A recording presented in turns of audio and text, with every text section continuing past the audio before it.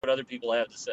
So I think it's going to be a problem because I have had people comment the same thing, Jim, and yes, the problem is it reminds me of when there was a time of, I don't know, maybe about 15 years ago, maybe 20, when you walk when that's when conventions, gaming conventions started kind of diversifying, and you would go in and you'd see these booths set up where people were selling chainmail, they were selling yes, weapons, they were selling stuff, and that was cool corsets, at first.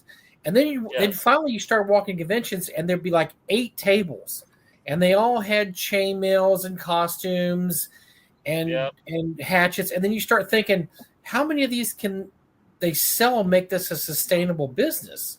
Because you're or not going to walk in a convention. You will walk in a convention and buy 6 different adventure modules and game books and stuff. You're not going to walk in a convention to buy 6 sets of chainmail.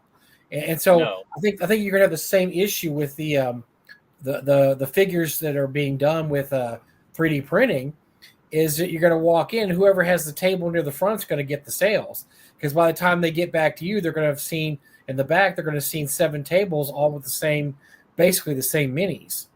well, um, the other thing that I saw was the outrageous prices on 3D printed dice towers and so on.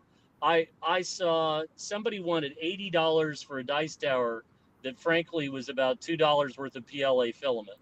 oh, And while I understand that yes, they either created the object or bought the object, bought the licensed rights for the object and so on, but man, you're in a hall with 6 other people competing with the exact same kind of product.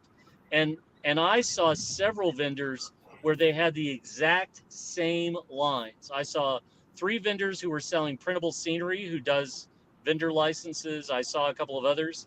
I think there's going to be a reckoning, and I don't know how or when, but I think we've been in the golden age, and I think we're about to go into the like aluminum age. I think it's gonna be rough before it gets better. no, Okay.